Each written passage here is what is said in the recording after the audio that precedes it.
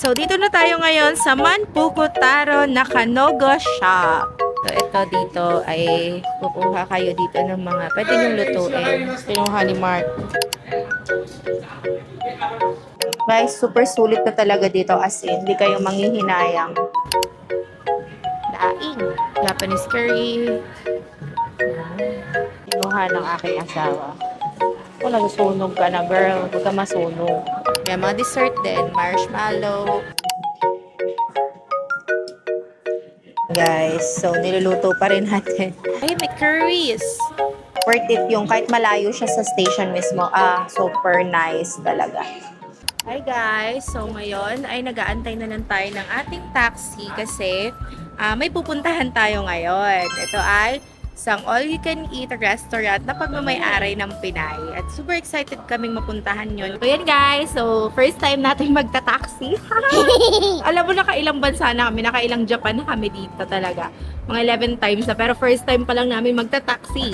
Dahil nakaka-overwhelm yung yung pupuntahan namin, medyo malayo. Na-expect ko talaga na mahirapan lang kami since may stroll. Tsaka sasakay pa kami ng bus. So yeah, napag-decide na namin ni Mark na mag-taxi na lang. So, dito ako nag-book sa Go Up ng Japan. Antayin na lang natin dumating, guys. Ay, share ko rin sa inyo. Ayan na, has arrived na yung taxi natin. Okay, nakasakay na tayo ngayon ng taxi. Ito yung taxi ng Japan. Kaya pala mura doon sa atin. Ay, so dito tayo pupunta? First time natin nagsakay na. Pupunta? Yes. First time natin sumakay ng taxi. Stress ako ng slide doon. Kamali pa.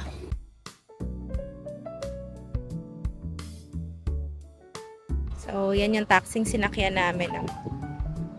Arigato gozaimasu, Marco! So, dito na tayo ngayon sa Manpuku Taro Nakanogo Shop. Okay, ito kaya yun? Manpuku Taro.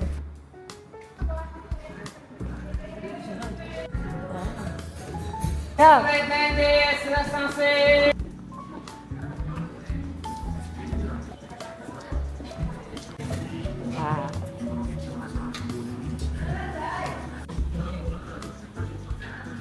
Okay, so dito sa side na to may suso. Tapos dito naman ay mga drinks. Yung mga drinks. Okay, so dito naman mga salad. Salad station to dito. So ito dito ay kukuha kayo dito ng mga pwede niyong lutuin. Hi! Ito daw masarap na pig. Saan?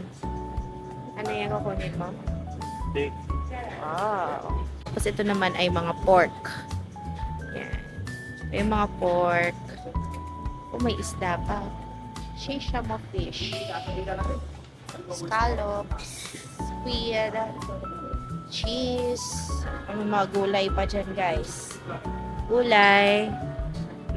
Sarap. Itong kinuha ni Mark.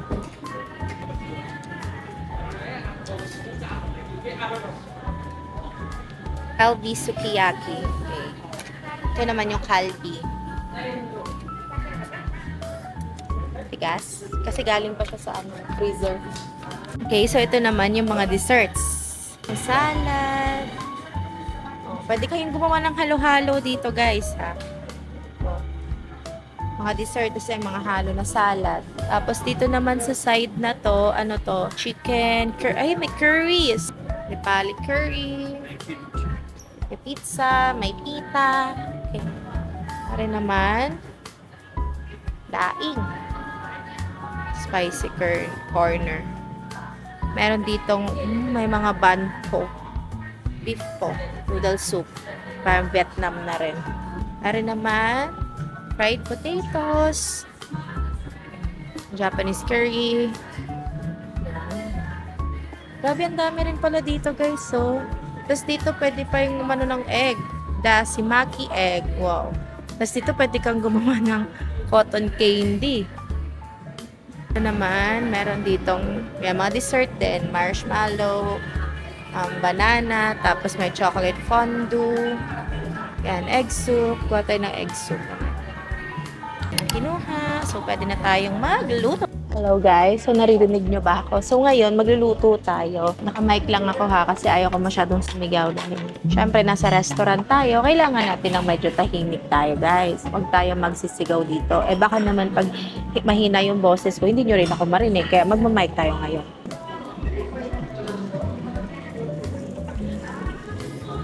Wow, may scallops siyang kinuha. Oh. Squid and all. Parang doble yun lang. Kinuha ng aking asawa. Kung nagsusunog ka na, girl, huwag ka masunog. Pa ba? Yakiniko. Grabe, mura na siya, guys, ha. Tignan nyo yung kinuha ni Marco. May scallops, may squid, favorite, chicken. Okay. Cook na natin tong chicken para si Marco meron. Kasi ito mushroom, oh. Nilagay lang natin siya sa ganyan. Ayun natin magluto ng scallops. Okay. Let's cook. And, you know, scallops. And, to, luto na to. Feeling mo luto. Luto na talaga siya. Oo. Lagay natin dyan. Magluluto tayo for today's video. Magkukuk lang tayo. Cooking. Oh.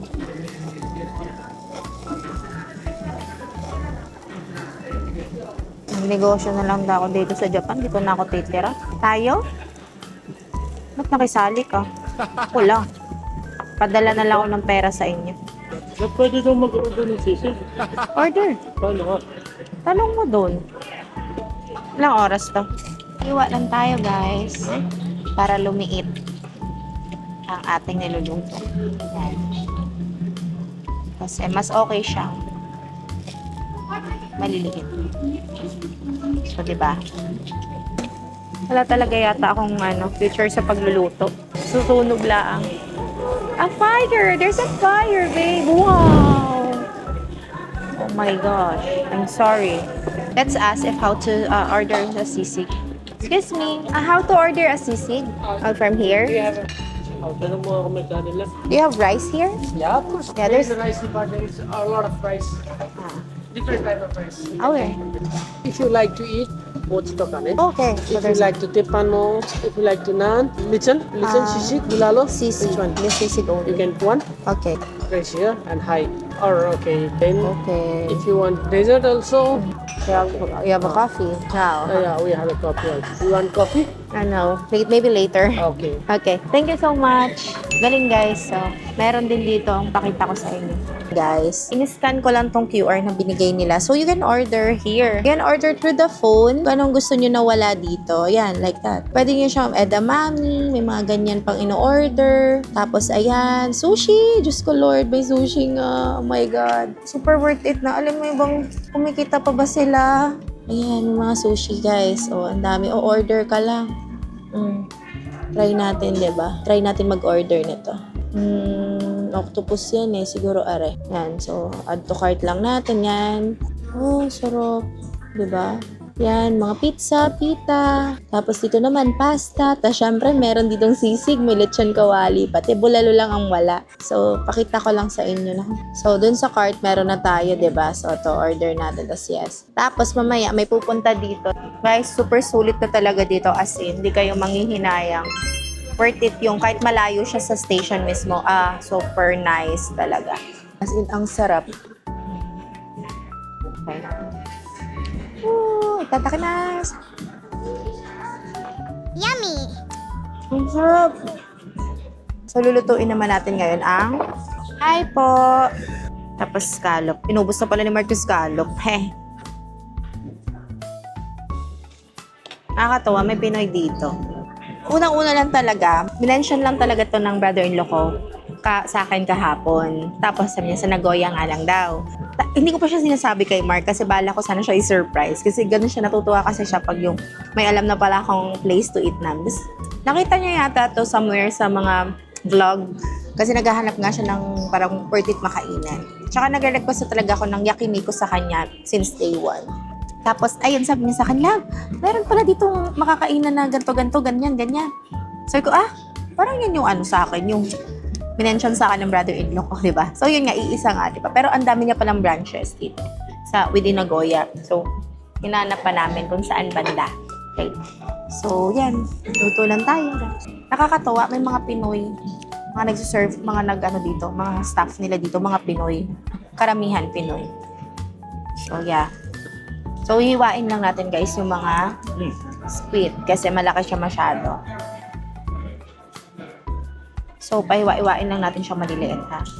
Para mas ma-appreciate natin yung luto. Ayoko naman ng medyo hilaw. Nag-order na ako ng sisig mo ha. Ano? Sisig. Nabaso mo na Oy, lang. maapoy na siya. Worth it na. Lasa. Paborito mo? Wow! Sisig! Ito sa inyo guys, yung sisig nila. Order ko lang to sa app. Kasama na rin to guys ha.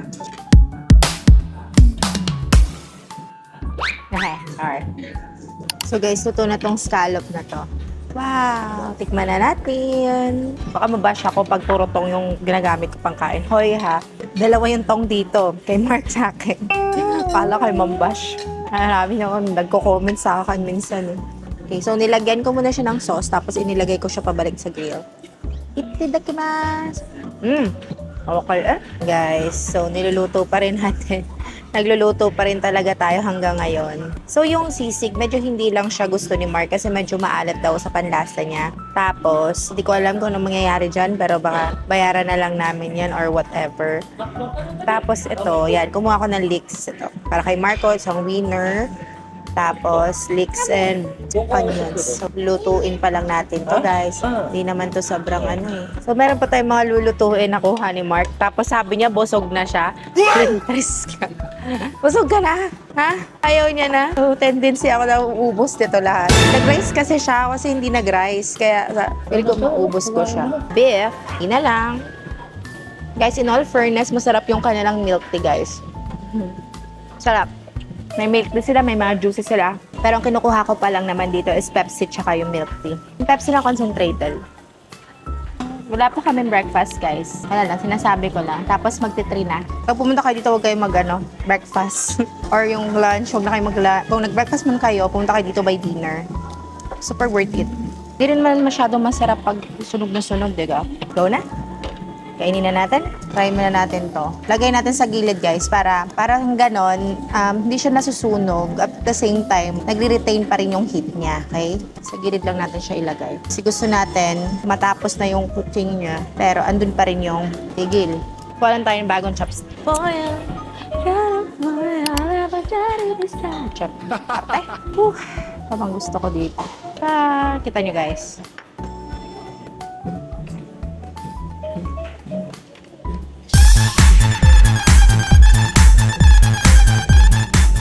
Arts eh. Yan.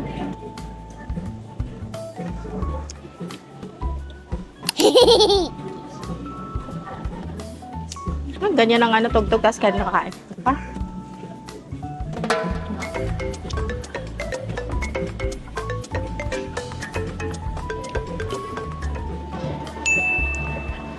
Guys, Mark lang taga lahat ang kumuha nito. Hindi ko alam paano ko ubusin. Ang dami niyang kinuha, tapos hindi niya naman kakainin. Kaya kayo, kunin niyo lang yung kaya niyong ubusin para hindi na pe-pressure yung asawa niyo dito.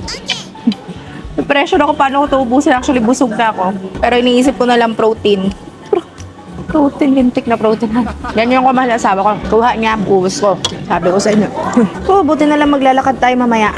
Kasi kung hindi ko alam. Sobrang mabaan ako. So, ang total ng binayaran is 6,358. Hello, ate. Ay, nag-vlog ka? Yeah. Silang malayo sila, hindi dito. Yan, guys. So, nandito na tayo sa Nishiharu Station. So, picture na kita. Hindi. So, ibabahagi ko lang sa inyo, guys, yung nag-experience namin doon sa kinainan namin na yan. Overall, okay siya. Sobrang okay siya. Sobrang worth it. Sa ganun kasing halaga, mura na siya actually. Pero super worth it kasi super unlimited nga naman lahat. So, yun nga guys. Wala namang sobrang special sa pagkain doon. Parang para sa akin, normal lang. Pero yun nga, sobrang worth it din naman siya. Yun lang yung naging ano namin. Tinamad kami pumunta. Sa kagastos kami ng malaki sa taxi. So, dapat talaga nilakad na lang namin. Pero ang init kasi ngayon. Kaya hindi na rin namin pinush na biyahe. So, anong experience mo dun sa Manpuku Taro Nakaguno Shop? okay naman yung pagkain. Sulit, napakamura. Mababait pa yung staff. And overall, sulit naman. Normal lang, walang masyadong special. Pero okay siya. Kumpara mo sa 2,200 yen or 800 pesos. Oo. Napakarami mo na makakain. Halos Lahat. 60 items. 60 items ba? Mahigit yung pagpipilian. And thank you ulit sa pagsama sa amin sa vlog na ito, guys. Hopefully, nabusog namin kayo. Nabusog. So, hopefully, nabusog namin at napa-enjoy namin kayo, guys. Until next vlog. Bye!